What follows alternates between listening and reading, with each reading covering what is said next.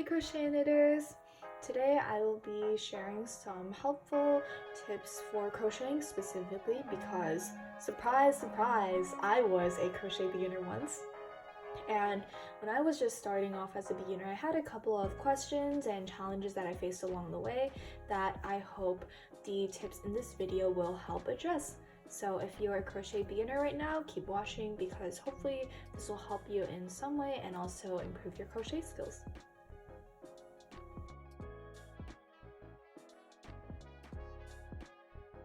So you know when you are in the middle of a crochet project and you want to end off because you have to go eat dinner or you're interrupted in some way, so you just politely put down your hook and your project and like you pack it in your bag or something, and then in your bag somehow ends up getting pulled, stitches are disappearing, quite anxiety inducing to be honest.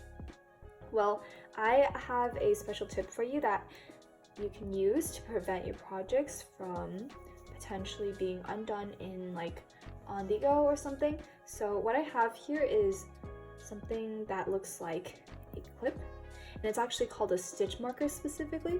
So you have this loop right here, the loop that you can pull on, it'll undo the project. So what you'll do is you can put the clip around here and then just pull it tight, and then it will prevent it from ever undoing again. So, I think I forgot to explain, but this is a stitch marker. What people like to use it for is they will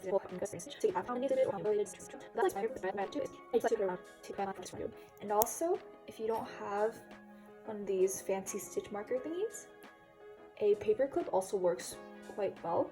So I'll just demonstrate on this. So you can just put paper clip around here, and once you pull it, it stays in place. Alright, so let's say you're at the end of a project. Let's just pretend like this is where it cut off and I just have this yarn tail that's remaining, and I'm trying to thread it through my needle so that I can end up tucking these ends into my project, right? But then for some reason, every time I try to go through, it keeps splitting the yarn. You see, it's not going through properly.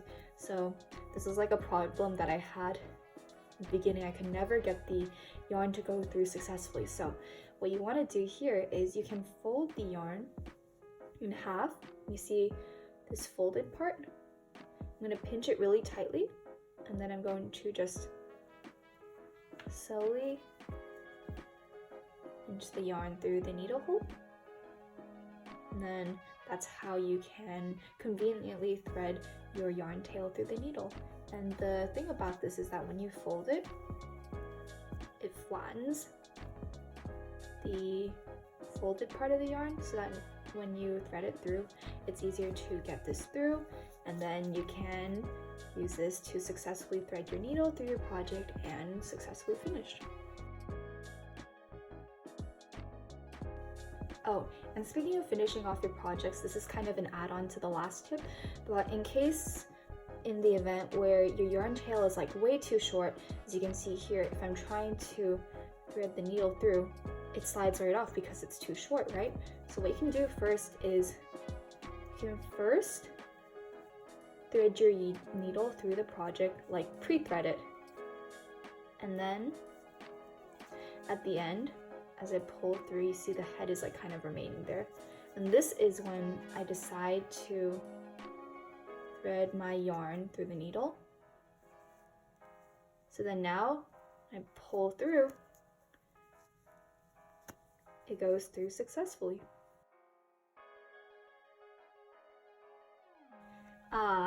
One of the biggest challenges that I had beginning was how to properly count the number of rows in my swatch. So for example, right here, I have a 10 stitch by 10 row swatch because I counted every single one of them. But then in the event where you forgot to count or you just forgot how many rows that you've stitched already, I have a helpful trick for you to count the number of rows, because the number of chains, you can just simply count the number of V's on here. So this would be 1, 2, 3, 4, 5, 6, 7, 8, 9, 10 V's. So that'd be the number of chains. number of stitches per row. But as for the rows, what you can do is you can just pull the piece so that you can see each hole, right? So then if I start from here, this is just my chain stitch, but we're gonna count it as a row for now. So this would be 1 because you can see this line of rows right here.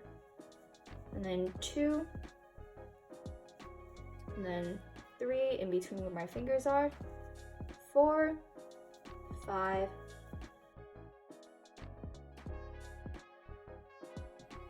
Alright, so the last tip that I'll be sharing for today is how to keep your square rectangle projects, how to keep those edges for them straight.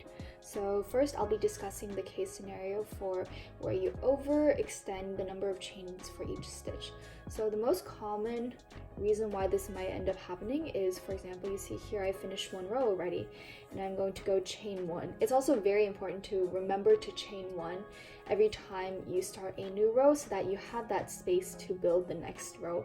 Otherwise, that also impacts the shape of your final project. So after I chained 1, I want to figure out where exactly I want to insert my next stitch, right? So a lot of times, a mistake that I made personally is that I will just look at wherever I have a space to insert my hook into, wherever it's closest to the edge. So then, for example, I'd go underneath this V right here. But the issue with that is that you're not supposed to count this V in your stitches because this is just a chain 1 and it's not part of the main stitches that I'm trying to go into, right? So if I decide to do a single crochet here, that's going to result in my project going this way and then becoming a trapezoid. It's going to expand, and that's not what we want to do, right? So a helpful tip I have for knowing where to insert your hook when you start a new row is to compare the size of the stitches. So you see we have a V here from the chain stitch, but then we have the V's for the other ones. You notice how the chain stitch, that V is way smaller than the other ones. So then when I want to insert my hook, I want to insert my hook under a V that is the same as the other ones. So that'd be this one.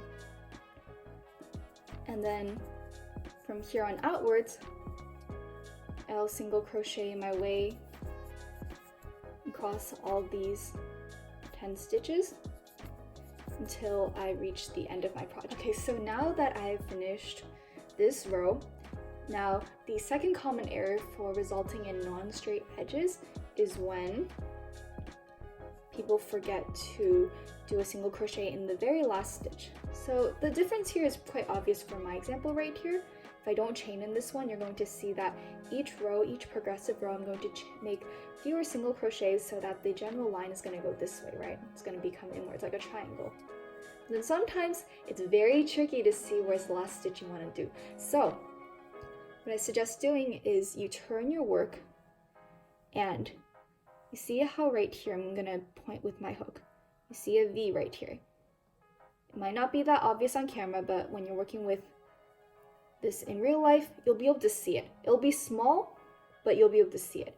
You must remember to insert your hook underneath that and make a single crochet.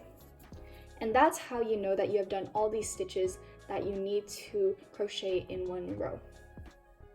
Just always trust this mechanism and always look for that last V, even if it's really small, because you know that you need to do that in order to have the size of your row be the same for all the rows.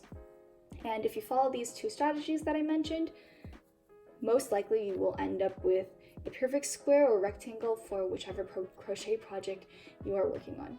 So with that, I shall end for today. I hope these tips helped you in some way or another, and anyways, have a nice day and thank you for watching.